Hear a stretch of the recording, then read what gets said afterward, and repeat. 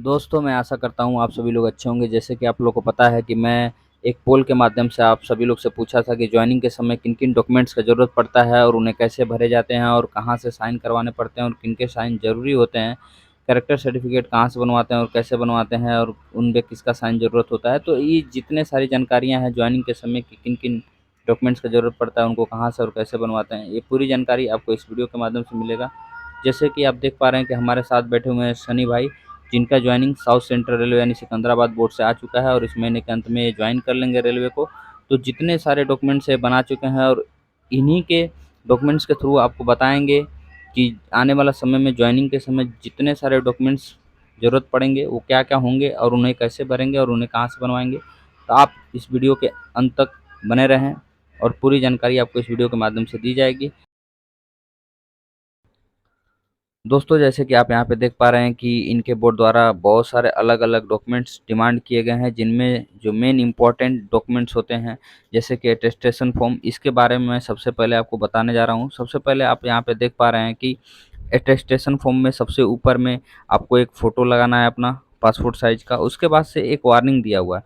Warning में 3 paragraph है, जिसमें आप देख पा रहे हैं 1, 2 और 3, जिसमें पहले में लिखा गया है कि किसी भी तरह का, माने कि एक तरह से अगर आपको इसको शॉर्ट में बता दूं कि किसी भी तरह का आपके ऊपर केस मुकदमा या किसी तरह का डिबार तरह के कंडीशन आपके ऊपर नहीं होने चाहिए। अगर केस मुकदमा और किसी तरह के अगर आपके ऊपर किसी तरह के क्रिमिनल केसेस होंगे, चाहे किसी तरह के इलीगल केसेस होंगे, तो आपको बाद में सर्विस से निकाला जा सकता है। इसी के लिए यहाँ पे आपको एक जस्ट आपसे एक क्लियरिफिकेशन लिया जा रहा है और ऑफिशियल्स के द्वारा साइन किया जाएगा। उसके बाद आप देख पा रहे हैं कि यहाँ पे 1, 2, 3, 4 ऐसे करके अलग-अलग कॉलम दिए गए हैं, जिसमें आपको अपना नाम, एड्रेस, उसके बाद से जो-जो चीज़ें आपसे बोली गई हैं, उसको बाकायदे इस तरह से फिल कर लेने हैं।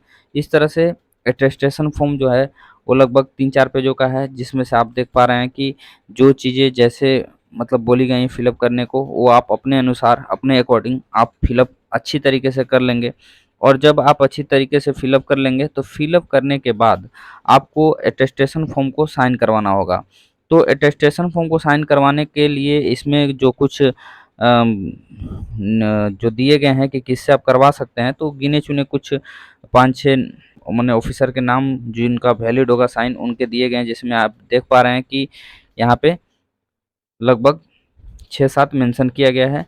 तो इन्हीं के द्वारा अगर आप साइन करवाते हैं, जैसे गेज़ेटेड ऑफिसर ऑफ सेंट्रल और state government, member of parliament और state legislative belonging to the constituency where the candidate और his parents guardian is originally residing, sub divisional यानी एसडीएम से भी साइन करवा सकते हैं, सब डिविजनल ऑफिसर से।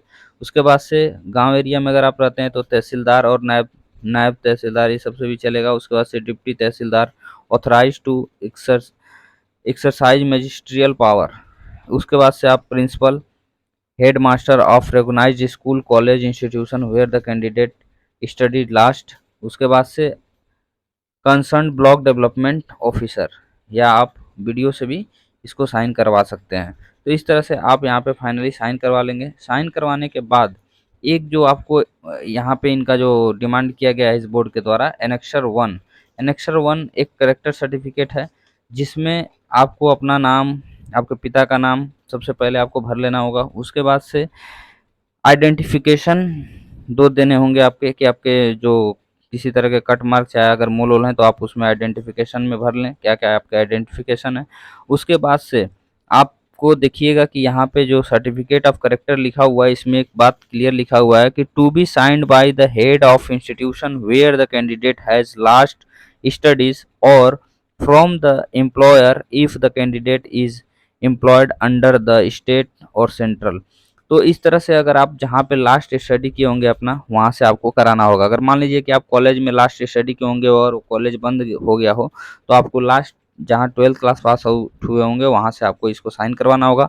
उसके बाद जब आप एसडीओ के पास अगर सिटी में रह रहे हैं, तो एसडीओ के पास जब जाइएगा, तो आप उसको वहाँ से वो आपको वेरीफाई करवा लेंगे कॉलेज के थ्रू। उसके बाद से एनेक्सर 2 जो है, यानी कि सर्टिफिकेट ऑफ कैरेक्टर, जिसमें group C and D service के लिए वैलिड होता है। तो यहाँ पे इनके यहाँ 2 अलग-अलग गेस्टेड ऑफिसर के मतलब साइन माँगे गए थे। तो इन्होंने 2 अलग-अलग ऑफिसर से साइन करवाए हैं, गेस्टेड ऑफिसर से। जैसे कि आप देख ही पा रहे हैं, 2 डिफरेंट गेस्टेड ऑफिसर से साइन कराया गया है एनेक्सर 2 का।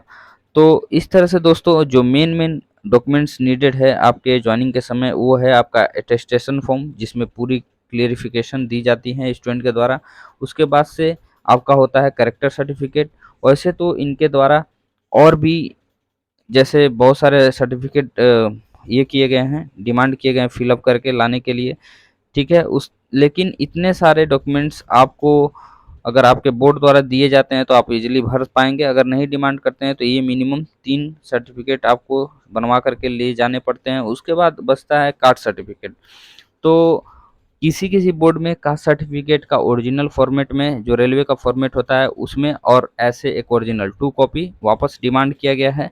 अगर डिमांड नहीं किया गया है तो आप ऑलरेडी, अगर जमा है डिमांड नहीं किया गया तो आप नहीं बनवाएं। लेकिन अगर आपको मांगा गया है तो आप अपने रेलवे फॉर्मेट में बनवा करके वापस से लेकर के जा सकते हैं। और अलग अलग स्टेट में ऑनलाइन जो सर्टिफिकेट बनते हैं कास्ट के, उसको भी आप साथ में लेकर के जा सकते हैं, जो पहले से आपके साथ हो। यानी कि आपको भी पता है कि ओबीसी एनसीएल का 1 साल के अंदर का वैलिड होता है, तो 1 साल के अंदर का आपका होना चाहिए।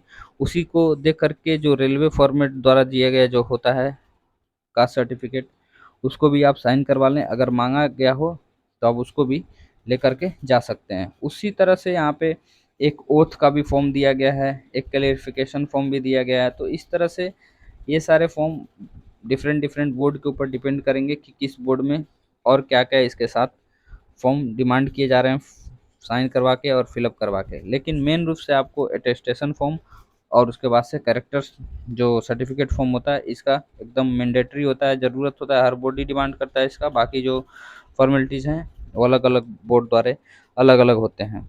तो दोस्तों मैं आशा करता हूँ कि आप लोग के जितने सारे डॉक्यूमेंट्स से रिलेटेड क्यूरीज थे, इस वीडियो के माध्यम से मैं क्लियर करने का कोशिश कर रहा हूँ कि ज्वाइनिंग के समय किन किन डॉक्यूमेंट्स का ज़रूरत पड़ता है। इसी तरह के और भी जानकारी के लिए आप इस चैनल से जुड़े रहें।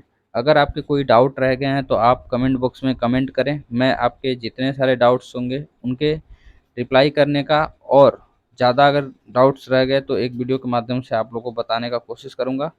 तब तक के लिए आप सभी को धन्यवाद।